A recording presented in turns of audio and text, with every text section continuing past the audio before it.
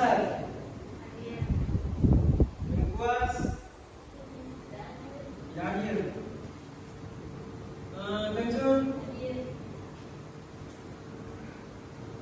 Bertawali, Hadir. Sakit Pak. Warung? warung dari sini deh. Itu tadi. Kenapa pakai kayak ini? Yang satu kalau warung dari katanya sakit. Malam Ayo, masih tiga. Berarti penyakit yang tiga hari ini. Oke, kalau begini kita lanjut lagi. Jadi di sini tuh pembelajarannya mulai pengumuman mereka, di mana di sini kita akan membahas tentang rumput laut. Oke, ada yang tahu apa itu rumput laut? Ada? Ada yang tahu apa itu rumput laut? Tidak, Pak. Tidak ada. Pak. Oke, jadi rumput laut itu tanaman yang terdapat di air tawar dan juga di air laut, tetapi secara garis besar itu lebih ke tanaman di lautan, yaitu lebih banyak spesiesnya tanaman rumput laut itu terdapat di lautan. Nah, dan rumput laut ini tergolong sebagai tanaman rendah, bukan juga rendah. Nah, rumput laut di sini itu terbagi 3 golongan. Ada yang tahu 3 golongan itu apa saja? Berapa? Nggak ada. Apa? Oke. Jadi rumput laut di sini terbagi menjadi 3. Nah, yang pertama ada rumput laut hijau.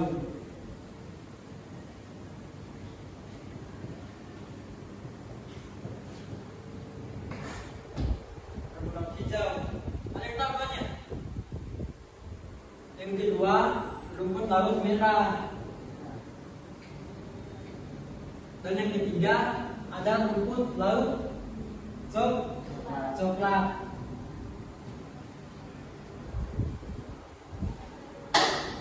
Oke, jadi untuk rumput laut itu memiliki bentuk yang kalian tahu, berbentuk talus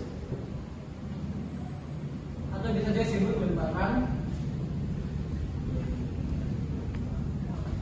aja batangan, dan memiliki bentuk unisiluler dan juga multisiluler. Nah, ini tergolong ke dalam rumput laut hijau. Oke, jadi terlanjut di rumput laut merah. Jadi rumput laut merah itu tergolong dalam kelompok yang memiliki jumlah spesies yang sangat banyak. Nah, berbeda dengan rumput laut yang hijau dan juga coklat. Di sini untuk rumput laut hijau merah, di sini tuh spesiesnya paling banyak di kalangan di lautan. Dan juga rumput laut merah memiliki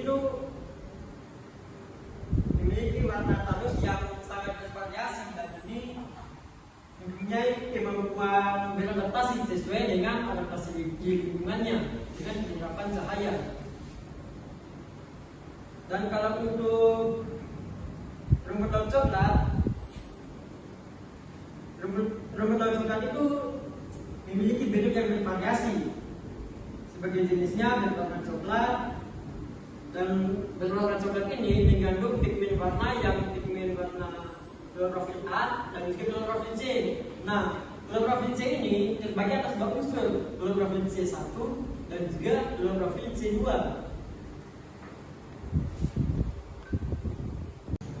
Nah, ada yang tahu manfaat dari rumput laut untuk manusia?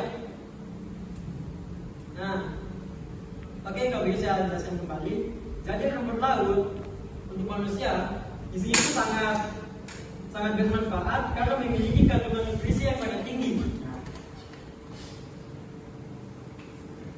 Dan rumput laut di sini tergolong sebagai makro alga karena banyak memiliki kehidupan di dasar perairan. Nah, yang jadi pertanyaannya, makro alga dan mikro itu apa yang menjadi pembeda? Ada yang tahu makro dan mikro? Nah, jadi kalau makro itu bisa dilihat langsung oleh mata telanjang, semacam halnya ini penghapus bisa dilihat langsung oleh mata telanjang. Di situ sebagai tergolong makro alga. Makro artinya bisa dilihat dengan mata telanjang atau besar dia bisa dilihat langsung. Berbeda dengan mikro. Nanti kita bahas di pembahasan selanjutnya kita mikro. Oke? Dan untuk rumput laut, di sini itu sudah tergolong untuk Indonesia terancam punah karena banyaknya pemburuan liar oleh manusia-manusia yang membuat si rumput laut ini makin berkurang spesiesnya. Jadi, kira-kira solusi dari murid kira-kira bagaimana? Mengenai solusi yang jadi permasalahan Indonesia mengenai tentang rumput laut. Satu orang saja atau dua orang semuanya juga bisa. Oke, ada satu orang yang bisa menjawab mengenai tentang permasalahan yang ada di Indonesia. Mengenai tentang rumput laut yang di Indonesia ini sudah semakin berkurang spesiesnya. Kira-kira bagaimana solusi dari BNPB? Rumput laut di Indonesia itu sudah semakin berkurang. Bahayanya rumput laut yang ada di Indonesia itu akan punah karena banyaknya perburuan liar oleh manusia. Kira-kira solusinya bagaimana? Ada yang bisa? Oh ya, lanjut. Solusinya itu tentang pentingnya kesadaran manusianya. Bagaimana itu? Nah, sebetulnya pentingnya kesadaran manusia itu seluruh masyarakat itu harus tahu bagaimana cara itu menjaga ekosistem laut itu. Kemudian para nelayan juga tidak harus selalu melakukan untuk kepentingan sendiri. Artinya dia hanya mementingkan untuk mengambil haknya di ekosistem itu. Begitu kan? Ya, saya kembalikan. Oke, bagus sekali. Dari penjelasan dari temannya kalian itu pentingnya kesadaran dari manusia. Jadi dengan kesadaran manusia, rumput laut ini tidak akan terjadi yang namanya pemburuan liar. Oke, mungkin begitu ya. Ya. Mungkin ada lagi yang mau memberikan solusi. Ada. Oke, kalau tidak ada, di sini ada lagi satu unsur permasalahan. Pernah lihat laut yang tercemar? Pernah. Itu apa yang disebabkan karena laut tercemar? Karena apa? Karena apa ya, pencemaran yang dilakukan oleh masyarakat setempat di pinggiran laut ataupun orang-orang yang lewat jalan lain tiba-tiba langsung buang saja begitu di pinggir laut. Oke, biasanya karena tumpukan sampah pangan atau berasal dari limbah-limbah pabrik. Nah, di situ juga biasa itu rumput laut ini dia itu berfotosintesis dengan cara mengapung di atas air laut. Nah, jadi bagaimana kalau misalkan air lautnya itu tercemar, kira-kira apa dampaknya kira-kira untuk si rumput laut? Otomatis rumput laut juga tidak akan mengandung vitamin yang sehat bagi tubuh manusia ataupun hewan laut lainnya. Bahkan bukan untuk hewan laut lainnya jika mengonsumsi rumput laut, bahkan hewan yang ada di dalam lautan itu juga akan mati. Jadi kalau solusi dari BNPB kira-kira bagaimana supaya itu mengatasi dari unsur permasalahannya itu? Ada yang tahu? Supaya rumput laut ini tidak rusak karena banyaknya pencemaran air laut. Jadi kan yang bisa kasih solusi.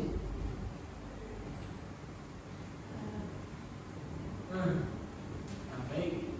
Kalau dari saya itu saran saya itu ditingkatkan lagi terkait pengawasan terhadap laut itu. Artinya terdapatlah tanda sebagai tanda atau simbol agar tidak membuang sampah sembarangan terhadap laut karena dapat merusak ekosistem laut itu sendiri. Bagus sekali. Ada lagi? Silakan. Dan kalau misalnya juga kalau kita bikin biasanya itu dari misalnya juga dari manusia juga. Kalau misalnya kalau sudah ditempel, sudah dilarang di situ, kalau masih jadi lakukan itu biasanya kayak apa ya? Tidak baik juga. Maksudnya kayak kita pikir kalau itu sudah dilarang oleh pemerintah setempat. Kenapa? Karena di situ kita tahu bahwa ada yang dimana rumput laut itu sangatlah penting untuk manusia maupun hewan. Lainnya. Oh ya, bagus sekali. Jadi seperti yang dikatakan oleh temannya, bisa dibuatkan atau diperketat lagi peraturan yang ada di situ, bisa diawasi kira ekosistem laut ini bagaimana, bisa dilihat, bisa dikira ini lautnya tercemarkah atau tidak di masyarakat sudah membuang sampah. Dan itu bisa dikasihkan aturan yang sangat ketat supaya laut ini tidak tercemar, supaya rumput laut ini bisa diselamatkan. Oke. Mungkin sampai di sini saja, dan mungkin kita bisa ketemu lagi di pertemuan selanjutnya. Oke? Dari pertemuan selanjutnya kita akan membahas lagi lebih dalam tentang rumput laut hijau, rumput laut merah, dan juga rumput laut coklat. Kita akan membahas lebih dalam. Dan untuk pertemuan selanjutnya kita akan membahas lagi lebih dalam tentang rumput laut hijau. Oke? Oke, mungkin itu dari Bapak. Saya kira dari Pak Bandaya. Wassalamualaikum warahmatullahi wabarakatuh. Waalaikumsalam warahmatullahi wabarakatuh. Oke, kalau gitu saya pamit dulu ya. Pak. Oke, assalamualaikum.